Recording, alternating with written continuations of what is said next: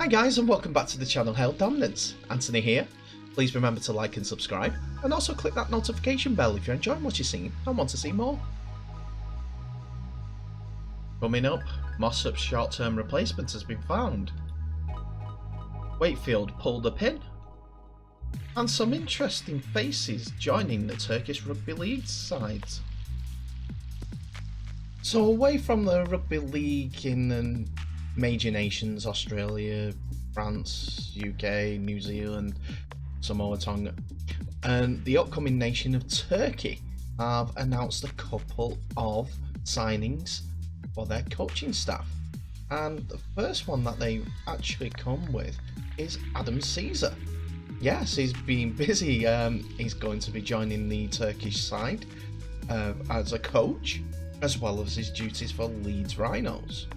In a statement, the Turkish Rugby League said, Adam Caesar to join TRL coaching staff in Europe. Turkish Rugby League is delighted to announce the addition of Adam Caesar to our coaching staff for the upcoming European Championship in Bodrum. The Bankstown, Sydney born player to a Turkish father and an Indigenous Australian mother. Aidan played in the NRL for the Gold Coast Titans and Canberra Raiders, and in the Super League for Huddersfield Giants. He's set to join the Leeds Rhinos for next season. Aidan is also represented the Indigenous All-Stars against NRL All-Stars and the Combined Nations All-Stars against England. Aidan brings aboard his experience and professionalism, being very proud of his grassroots. Please join us in welcoming Aidan to Turkish Rugby League family. So that's a good statement of intent to actually progress the Rugby League in Turkey when you're bringing on a player of his calibre into the coaching board. Maybe that's a route he's trying to look at for after his playing days, and he's welcome to helping grow the Rugby League in the world. I'm happy when I see players looking at the expansion possibilities, and Turkey Rugby League have been doing some great initiatives. Have a look on their Twitter, on their Beach Rugby League tournament that they had in Istanbul over this weekend. Looks loads of fun, brilliant weather, and some hard-hitting competitors. Aidan Caesar is not the only person that they are looking to have involved in the Rugby League at the international level, as they have also announced Eric Groff Jr. is to join the TRL coaching staff in Australia. Turkish Rugby League is delighted to announce the arrival of Eric Groff Jr. in our coaching staff. Eric was born in Sydney, New South Wales, Australia, a New South Wales state of origin and Australian national representative. Eric played in the NRL for the Parramatta Eels, Sydney Roosters and the Cronulla Sharks. Eric will bring his experience and professionalism to our national team, and we can't wait to see him working together with Frank and Tarek. Please join us in welcoming Eric to the Turkish Rugby League family. For you that do not know, this is a structure that quite a few European clubs have got in place, where they have one team of coaches that look at the European side and the European based players for the Turkish national side, where in Australia they've got the heritage coaching side for players that are playing in all different levels of rugby league and are of Turkish descent. So Aidan Caesar's on one side, Eric Groff Jr. on the other. It's a way to keep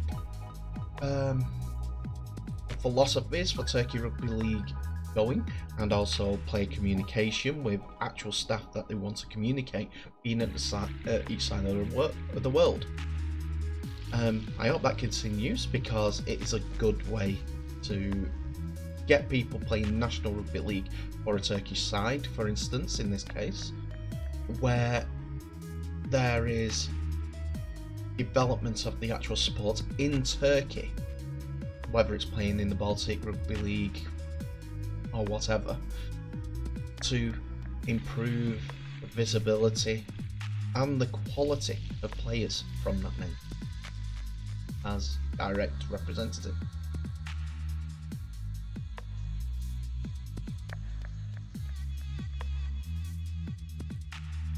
So Wakefield Trinity have sacked head coach Chris Chester, having just won 4 games this season and have been left stuck in a rut, according to reports from their chairman. The decision comes with the club second bottom in the Super League after Sunday's dismal 22 points to 18 defeat against Huddersfield Giants, where Chester's side squandered an 18-0 lead to lose a 5th successive game. However, Trinity have struggled for large parts of the last couple of campaigns, enduring a number of testing winless sequences. Assistant coach Willie Poaching has assumed the role of interim head coach with immediate effect and will be looking to take charge against Warrington Wolves on Sunday. Wakefield-born Chester, who has been in charge since March 2016, was due out of his contract at the end of the season and spoke recently how he was unsure if he would be offered a new deal at Bellevue. Trinity Chief Executive Michael Carter said it's always a sad and difficult decision when change is needed, but the board felt that the time was right for a change.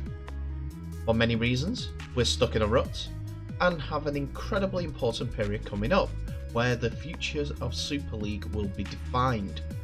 Chris came in at a low point for the club and for me personally and completely changed things around.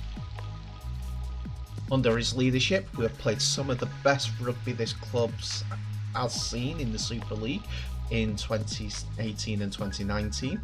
Sadly, the last 2 years have been difficult for many reasons, with injuries and COVID decimating us at times.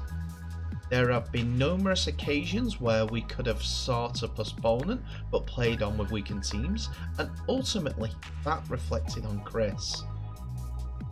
He has never been given the opportunity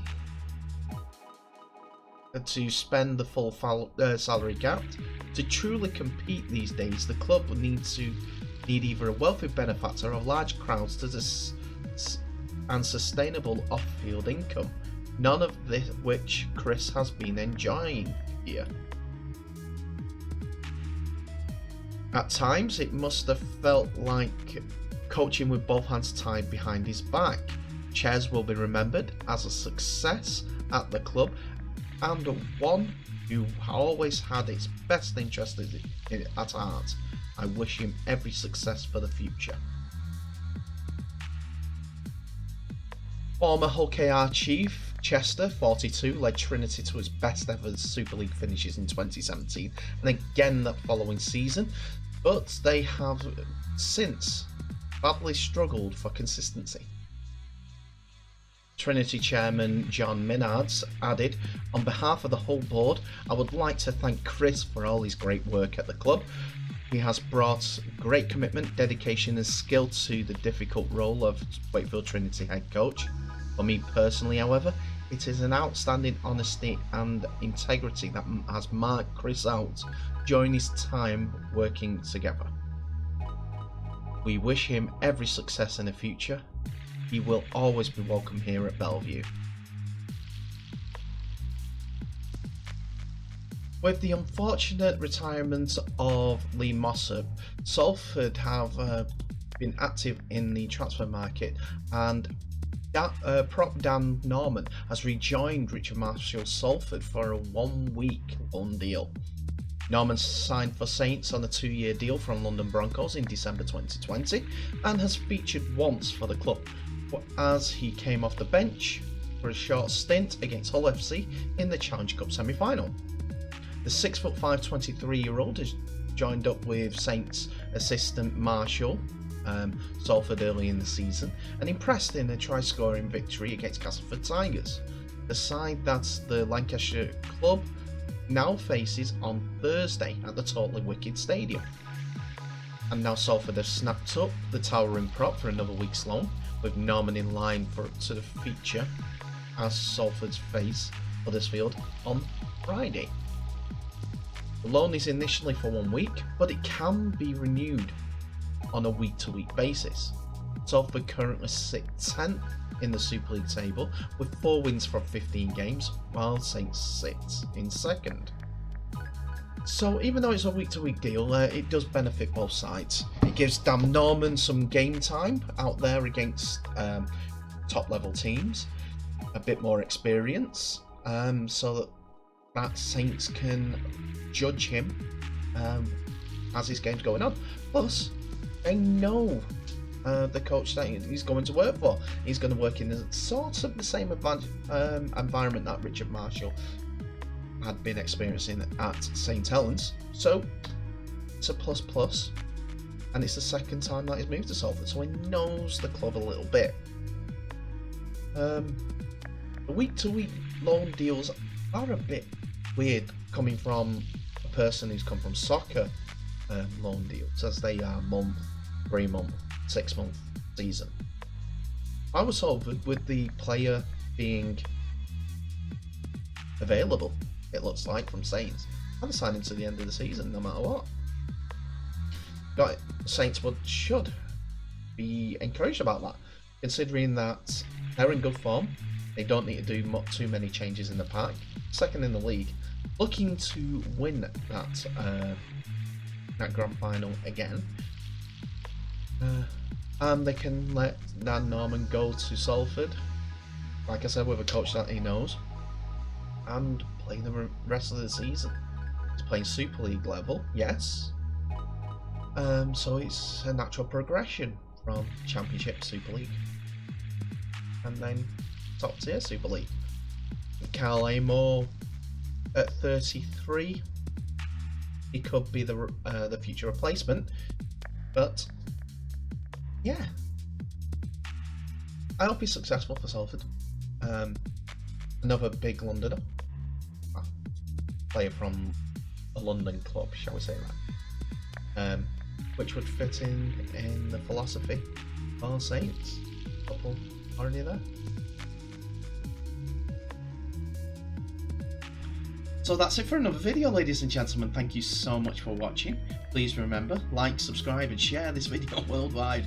I know I'll keep saying it until I get to 100. If you want me to stop saying that, please subscribe, share the video, get me more subscribers. I'll just say thank you though. Thank you for the subscribers as well. But in the meantime, stay safe, all the best, and I'll catch you in the next.